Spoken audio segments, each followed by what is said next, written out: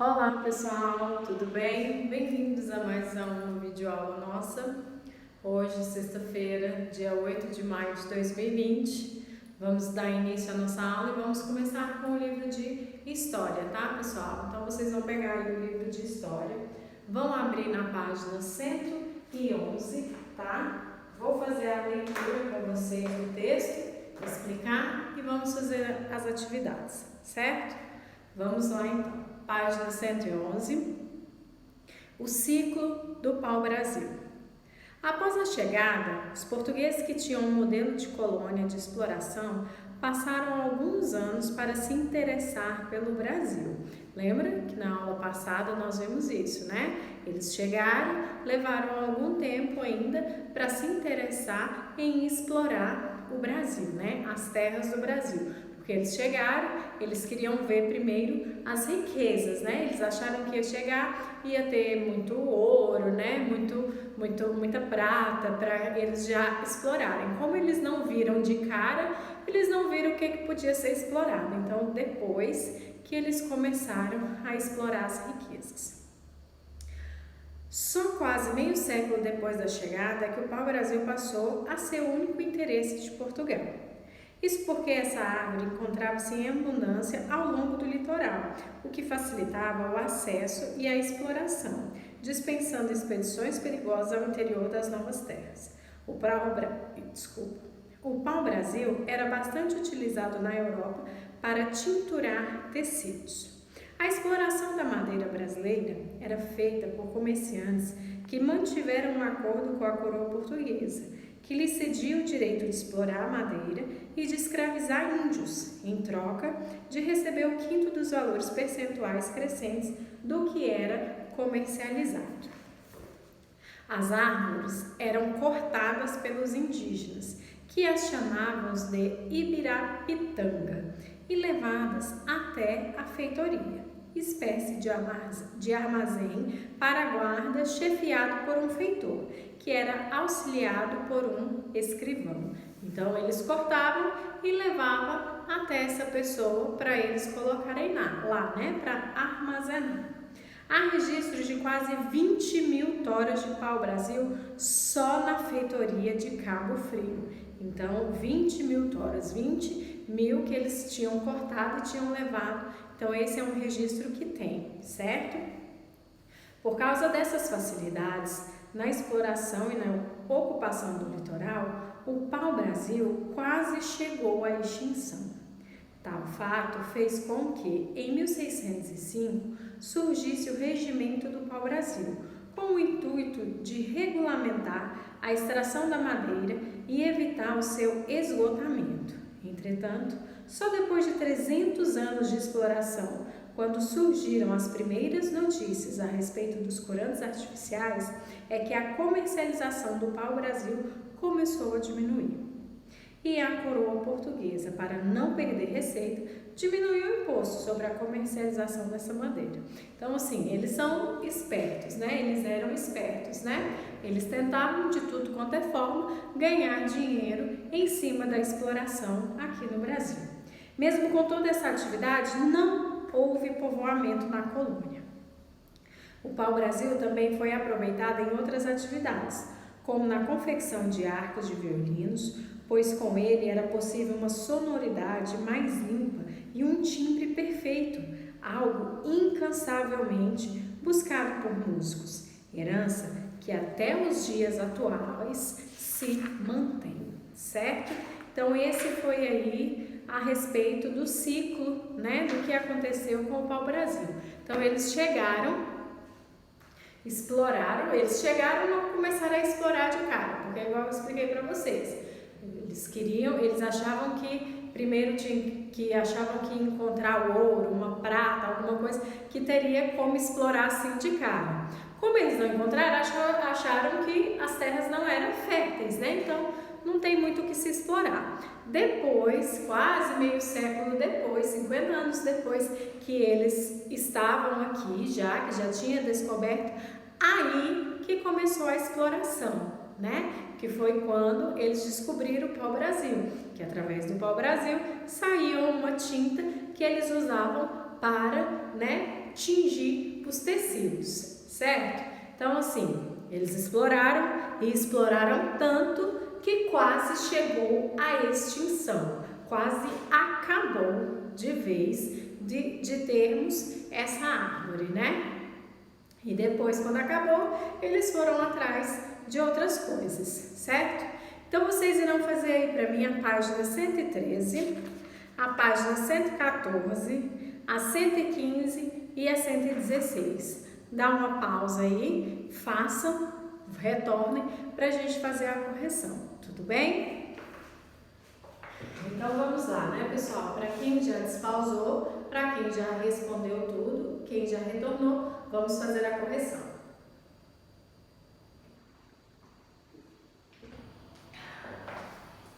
Na página 113, tá assim: 1. Pesquise e escreva uma linha do tempo com os acontecimentos relacionados à exploração do pau-brasil.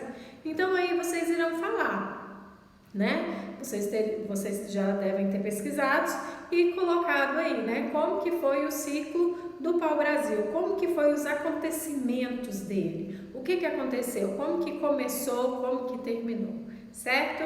Quando eu for dar o visto, eu dou uma olhada.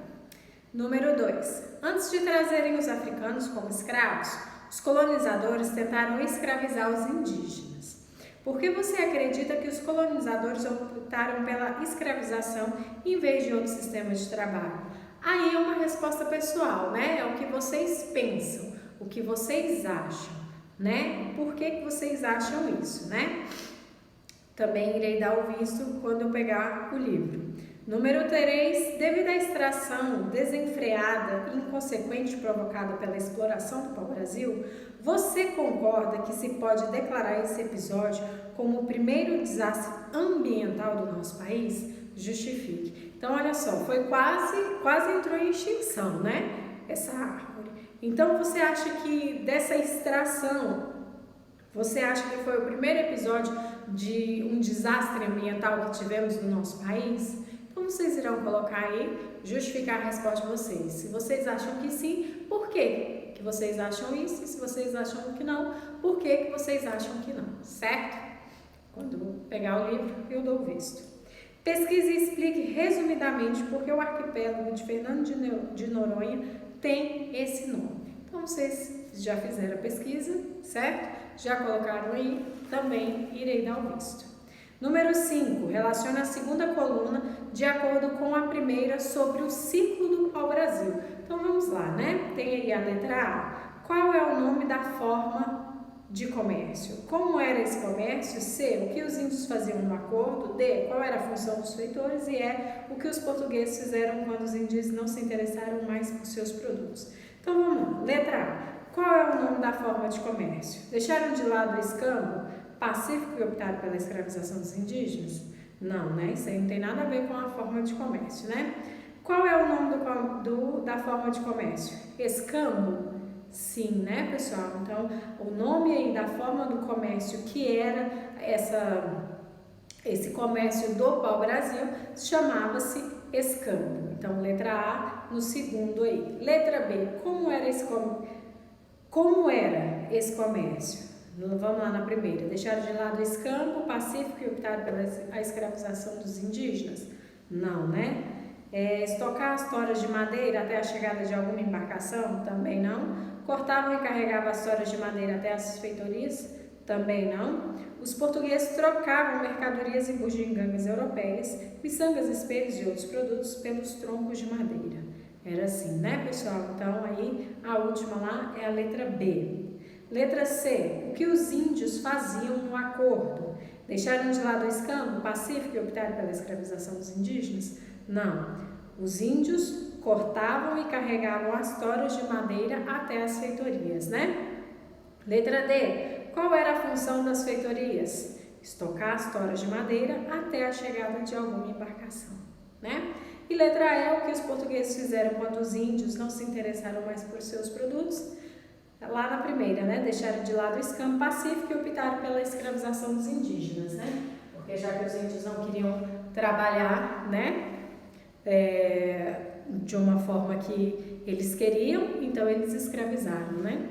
Então, a sequência ficou E, A, B, C, B, certo? Essa é a sequência da número 5, certo?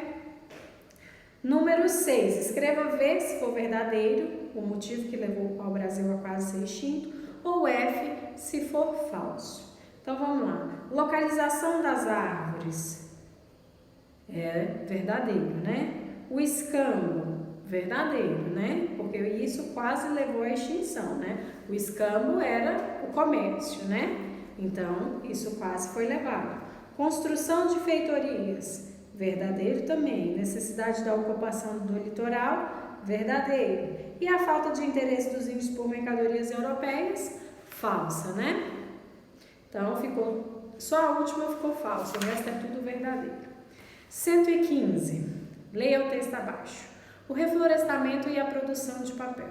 Milhares de árvores são cortadas todos os dias em muitos países para que se possa extrair a celulose de sua madeira e assim produzir o papel.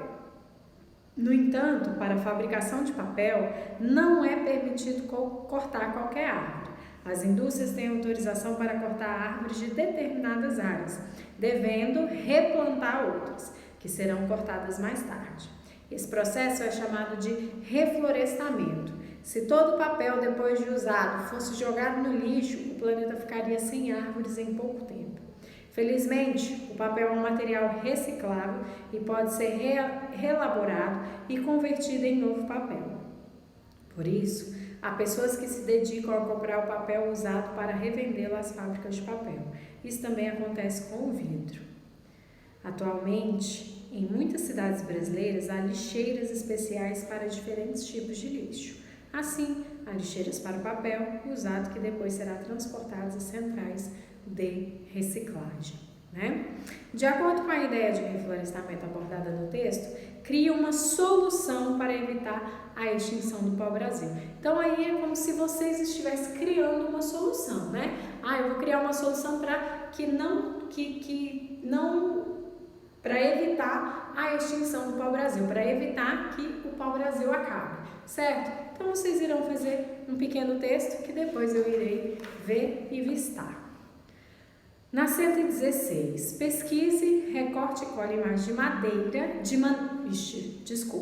de maneira que você consiga montar um organograma sobre o ciclo do pau-brasil, certo? Então tem aí 1, 2, 3, 4, 5, a colonização portuguesa, a relação entre os índios europeus. Então vocês irão pesquisar e colar aí. Quem não tiver a possibilidade de recortar e colar, pode pesquisar e desenhar aí para mim, certo?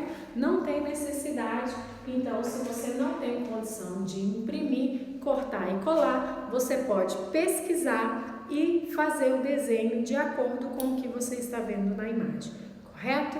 E depois eu irei vistar, certo, pessoal? Muito bem, então, essa foi a nossa aula de história, certo? Vamos para a próxima agora.